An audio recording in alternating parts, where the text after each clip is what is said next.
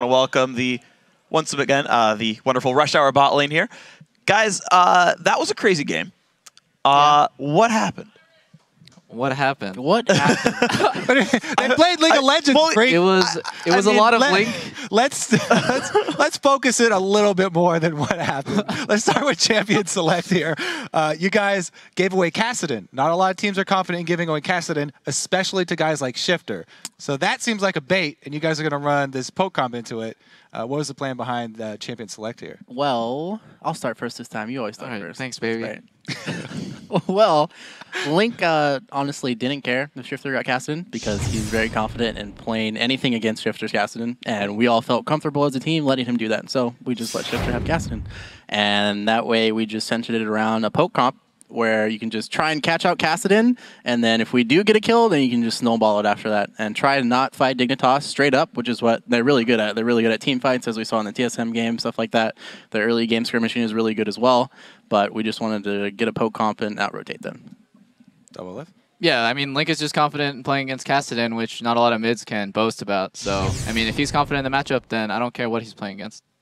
So what do you think it is that means, like, makes all these other teams ban it away? Like, why is CLG able to deal with this champion and like this sort of play style? What other teams like, we'll just ban it and just do something else?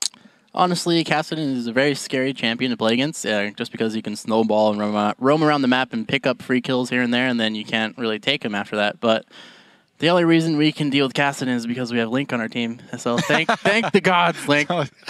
It's Link and his spears also. They did a lot of work for you guys towards the mid game, but let's focus on the beginning here. You guys as a duo, we have a replay of your double kill. You guys look good in this clip here. So walk us through this one. We just got to lane, and I had taken top tower and lane swap, so I have 2,300 gold of items. I have BF and Vamp Scepter walking into lane right here. And I don't know what Cutie doing. Like, he should base right now. Like, just because bind miss doesn't mean anything. I got black shielded late. That's okay, baby. Sometimes you shield late. So I flash right here because I know, like, if I kill him, I'll get Dangerous Game, which is like a little bit of HP, and also he won't be able to buff Cutie Pie up anymore. And then right here, Dangerous Game just saves me. Like, I get the final shot on him, and then I start lifestealing off the wave. Oh, man. Yeah. God bless Single digits life. You're fine with being in single digits, right? Well, it was like even though we misplayed with the black shield and stuff, I still think it's really dumb to fight somebody with so much item advantage up on you. Like, yeah, they have like one level up because I was towning at that time, but I came back with the BF sword and Vamp Scepter. He should just base. Yeah. And actually, the missed black shield baited Kiwi into trying to attack you again. Exactly. Right. So it was calculations, dude. Actually, yeah. Speaking of single digit life, you know the mid lane like pick that you got at the very beginning with the dark binding, 1 HP. Level 1? Yeah, I saw. We all saw 1 HP. Yeah. After that, I was like, why didn't I flash for it? Support flash is worth. Yeah, executioners is what supports should be called, actually getting all the last hits. Okay, so you guys transition out of the game, and it's all these crazy sort of back and forth fights. Like, you have these crazy trades where you're like taking turrets for Barons. Is that just like, are turrets always more worth it, or is it like this kind of composition where you need base structures? Versus Dignitas' team comp, we knew we couldn't fight them straight up, so they could just take Baron for free. Plus, we also didn't have vision control in that area because we misplayed the early part of the transition into the mid game.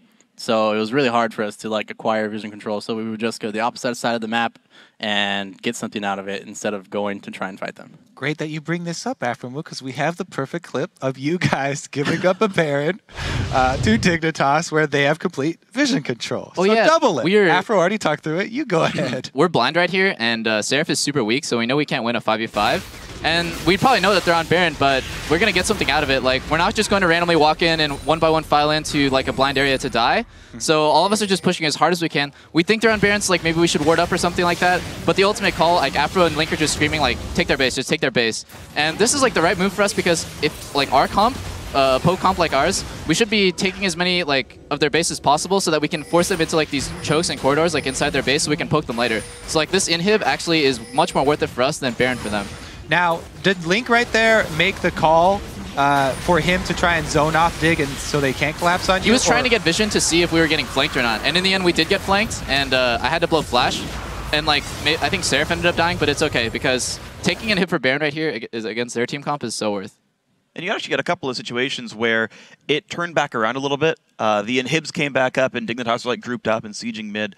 As it goes later into the game, like how do you play it when like you say we can't team fight them? You've got no pressure almost anywhere on the map, and they're grouped up. How do you play around that? You land a spear. You slam javelin to spear. It seemed like Link was able to do it on demand this game. So I guess, again, that comes back to you guys thinking your mid laner for these types of victories. He touched Faker's hand, man. That's right. Yeah. Let him do Faker what he sweat. wants. Oh my gosh. So, Delith, then what do you do as an AD carry then in this type of composition where you're just like, well, normally like a role of an AD carry is like either kill turrets or like kill champions in a team fight, and you guys can't team fight like at all. Like, what do you even do with yourself as a player? You flash forward and die. Yeah, I actually had a really bad game. I was waiting for when that was going to come back. I played so bad. Like, yeah, we killed Cutie Pie, and I played like okay in some team fights, but one of them I flashed forward and died. And as an AD carry, that's like the worst thing ever is when you flash forward and die. Like, oh, It's okay, man. It's okay. it was sad. But I just want to get as farmed as possible because 6-item AD carry is the most important in like a team comp like this because Nidalee's just going to pick up farm whenever, and her spears are always going to hurt. And like I know Seraph's pretty far behind, so it's up to me to do as much damage as possible. And then after 5th item, i.e., it's like the 6th item is actually what seals like AD carries deals. Like you see, oh, he has Infinity Edge as his 5th item, he's so strong. But actually, the 6th item, Banshee's Veil, is what makes AD carries like so OP because then they can't die. And then during the end of the game, when the towers are pretty much all gone, you guys end up having to do a team fight here, and we can have the basically the last fight of the game. We have a clip if you can pull that up on your screens. This is where you guys are actually forced to do a team fight to end this one out, but you do get to land your poke first. Yes. So I am the one screaming here. Just walk back and poke. Don't get caught. Twitch is stealth. So we need to look out, and all we need to do is just land our binds and spears and just wait for them to land, and then we can pick someone off. So just try and not get caught. I have Mikhail's, Twin Shadows, and Frost Queen's Claim. And then we land a good spear onto Twitch. He flashes forward, and I don't know what that was, but they all collapse on double lift, but I'm there to back him up with Morgana ulti, and we all collapse right on the same side. Yeah, my culling resets on Crumbs here, so I get another dash, and then I blow Kale's flash away, and I just see my team is cleaned up after me. So it was just like a perfect team fight from us, and they just like foolishly tried to dive me, but you can't kill Lucian. He's immortal. Yeah. so after you and Link are the main shot callers there. You've got this incredibly tense game. So what do you sort of look for when you've got the situations, right, where they're kind of collapsing on you? You know they've got this team fight power. You're like, you have no turrets to run to, right? If they catch you, you're gonna get caught. How do you determine like the right places to go?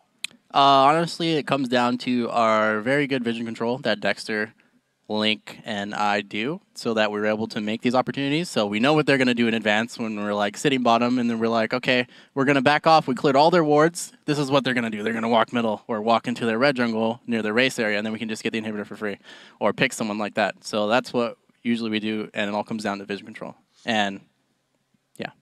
So you guys... You seemed pretty confident in the way that you guys could deal with this new Dignitas team that's giving a lot of people trouble. And LMQ actually talked about how they have tailored strategies for every LCS team. What is your plan for Dignitas in the future? Are you going to try and repeat and expose this same weakness, or do you guys have multiple things? In the future, really, it just comes down to playing as a team very well and what Dignitas' strengths are, which is team fighting, skirmishing, etc., and then we can just outplay them rotationally or stuff like that, and it doesn't matter. But this game, Dignitas just sacked their bottom lane, bottom half of the map, and they got ran over, and they just tried to shut down Seraph, and it wasn't really Seraph's fault. One of the rooms casted in room top when we were doing Dragon, Link didn't call that, and so that was Link's fault. And then after that, they just tried to get Zion fed, and it's just like Coast's team plan, where they just get Shifter and Zion fed, and their bot lane gets sacked, and that's what happened this game too. So, actually, a little bit closer in the future, you guys are coming up against Cloud9 next. Do you have a tailored strategy ready for them as well? Because they just dropped another game. I think we know Cloud9 better than any other team because we scrim them so much, and they're just super good. And we end up learning a lot from them every single time we play. It's really surprising that they lose to like Complexity. I thought it was surprising when they first lost to Dig. I was like, wow, they lost to Dig, and they lost to Complexity, then they lost to EG.